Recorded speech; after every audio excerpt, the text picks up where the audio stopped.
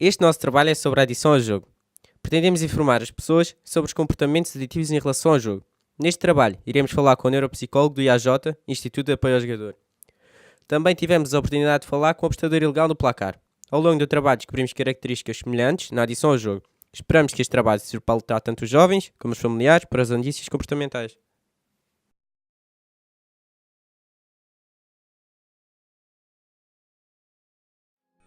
Com que idade começaste a jogar? Eu comecei a jogar com 16 anos. Por que começaste a jogar? Eu comecei a jogar porque achei que era uma forma fácil de ganhar dinheiro. Onde é que arranjava dinheiro para apostar todos os dias? A minha mãe dava-me dinheiro para apostar. Alguma vez te consideraste viciado? Sim, talvez no início sentia-me um bocado viciado. Como é que é apostar com 16 anos uma vez que é proibido? Tinha amigos meus com 18 anos e eles metiam o boletim para mim. O que achas dos menores jogar em placar?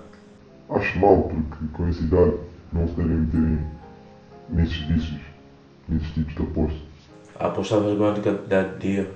Apostava por volta de 1 euro, 2 euros. Alguma vez te consideraste viciado? Sim, no início sentia-me um bocado viciado. Começaste a apostar por influência dos outros? Não, por iniciativa minha. Apostavas em grupo de apostas?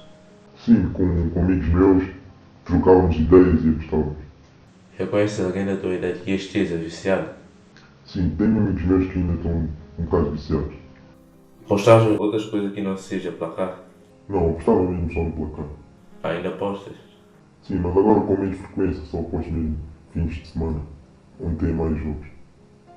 O placar tem três modalidades: futebol, basquete, tênis. Em qual deles apostas? Eu aposto só no futebol, E porquê? porque eu só vejo futebol, não vejo ténis nem basquete. Não sou viciado nessas duas modalidades, só mesmo no futebol. Muito obrigado pela entrevista.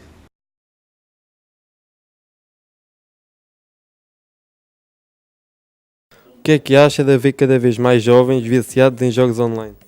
É assim, por um lado eu acho mau, porque um dia mais tarde torna-se um vício e todos os vícios do jogo são maus. Em questões de dinheiro, em questões de ordenados, em questões de vencimentos.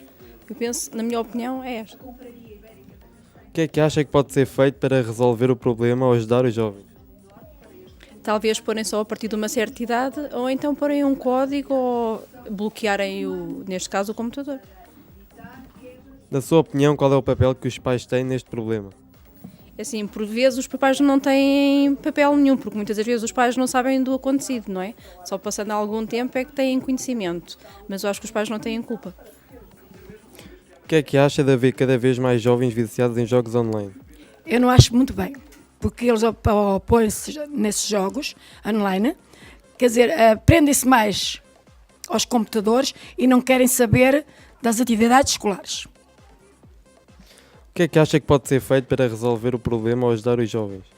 O problema de ajudar os jovens é cortar certos jogos que às vezes não é privado para os miúdos. Por causa desses jogos as crianças aprendem coisas que não devem. Na sua opinião, qual é o papel que os pais têm neste problema? Quer dizer, os pais não têm papel nenhum, porque assim, muitas das vezes eles estão no computador e os pais não sabem qual é o jogo que eles estão a jogar. Sei lá, qual será o jogo? Porque muitas vezes pode ser jogos de guerra, que é onde eles aprendem, e depois nas escolas imitam esses tais jogos. O que é que acha de haver cada vez mais jovens viciados em jogos online? É porque os jogos online são jogos de dar dinheiro mais fácil. Acho que é por causa disso que ficam mais viciados. O que é que acha que pode ser feito para resolver o problema ou ajudar os jovens? Por eles a fazer mais desporto na rua e menos computadores e isso. Na sua opinião, qual é o papel que os pais têm neste problema? Não deixar eles jogar mais isso, mas eles jogam sempre. Era proibir eles de fazer estes jogos, mas pronto. O que é que acha de haver cada vez mais jovens viciados em jogos online? Eu acho que as crianças têm apoio dos pais, né? Para avançar, para ser urgente na vida. O que é que acha que pode ser feito para resolver o problema ou ajudar os jovens? Eu acho que eles têm que ser com muito apoio, principalmente agora. Ele precisa muito apoio para ser uma pessoa na vida como deve ser. Na sua opinião, qual é o papel que os pais têm neste problema? O problema, a obrigação é dos pais.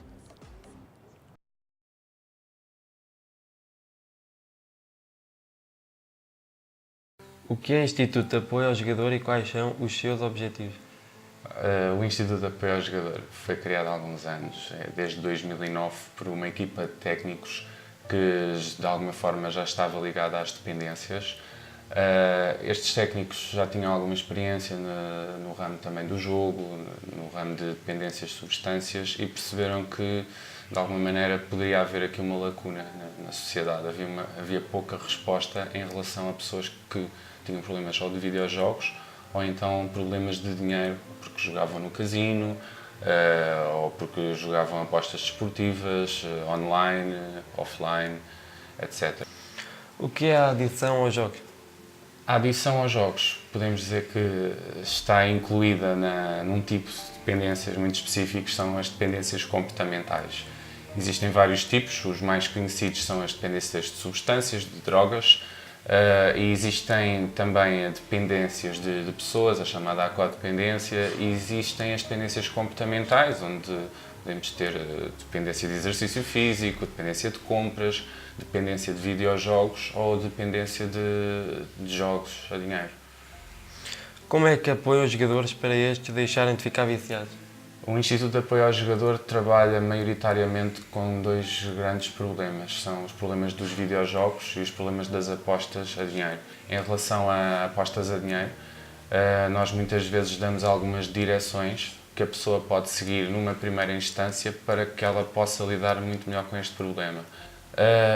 E depois, estas direções vão ajudar durante os tempos, são aquilo que nós chamamos de travões externos, não vão resolver o problema por si mesmo, no entanto dá-nos algum tempo e algum controle e permite-nos depois também ter um trabalho um pouco mais aprofundado em psicologia, psicoterapia, onde os objetivos são dar estratégias à pessoa para lidar com isso. Em relação aos videojogos, existem algumas diferenças também. Muitas vezes as pessoas que jogam videojogos acabam por não assumir o problema e o trabalho parte também muito pela ajuda dos próprios pais.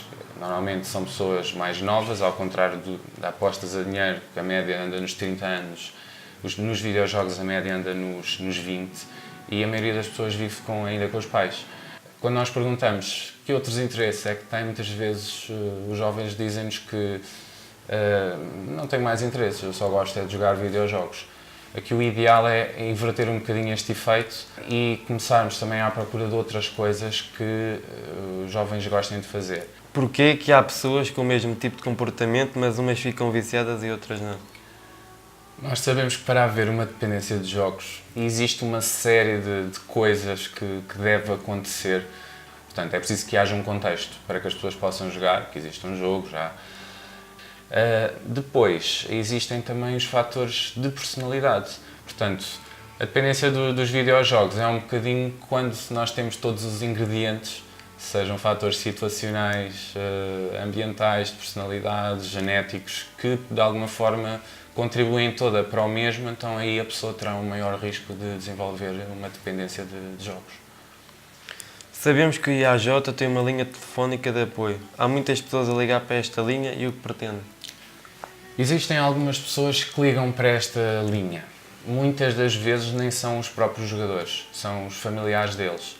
Ou é a mãe, ou é a irmã, ou é o pai. Podemos dizer que nós temos cerca de 8, 9 chamadas por dia, durante os dias de semana, e aquilo que nós fazemos, de alguma forma, com estas pessoas é perceber um bocadinho a situação delas e dar algumas sugestões, explicar um bocadinho porque é que estas coisas acontecem e dar algumas sugestões, os tais travões externos que podem ajudar a pessoa numa primeira instância a lidar com isso. No caso dos jovens, que tipo de comportamentos é que os pais devem ter atenção? Os jovens podem ir ficando mais agressivos, começar a ter cada vez menos paciência.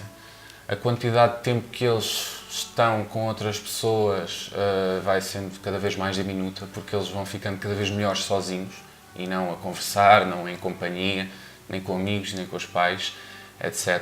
O interesse, por exemplo, por outras atividades vai diminuindo, incluindo a escola, por exemplo. Os pais podem também perceber que os filhos vão passando cada vez mais e mais tempo no quarto. Qual é a sua opinião sobre o jogo placar, que está muito na moda entre os mais novos? Porque é que o placar parece-nos ser um problema? Não é nada do jogo em si, mas nós sabemos que existe uma característica em alguns jogos que os fazem mais aditivos do que outros. Tem a ver um bocadinho com a velocidade de feedback, de resposta dos ganhos. Sempre que eu aposto, e quanto mais rápido for a informação de se eu ganhei ou perdi, maior o potencial aditivo do jogo. E na eventualidade, para que isto não aconteça, os familiares ajudam e emprestam dinheiro. Aquilo que é aconselhável é tu sentir as consequências reais daquilo que estou a fazer, pode ajudar as pessoas a perceberem, ok, isto, afinal de contas, eu não quero isto, não quero repetir esta experiência. Muitas vezes é o próprio tratamento. Nós hoje em dia temos nas equipas nacionais de saúde as equipas de tratamento que têm técnicos um bocadinho espalhados por todo o país que tratam desta adição a videojogos, a jogos. Isto partiu um bocadinho por aí. Em relação às escolas, neste momento não há muita formação, mas eu penso que devia haver, exatamente, acho que a vossa iniciativa é bastante boa nesse sentido, porque devemos estar atentos a estes sinais que, enquanto é tempo, podemos perceber e podemos optar muito mais livremente, isto não é para mim. Obrigado pela entrevista. Obrigado.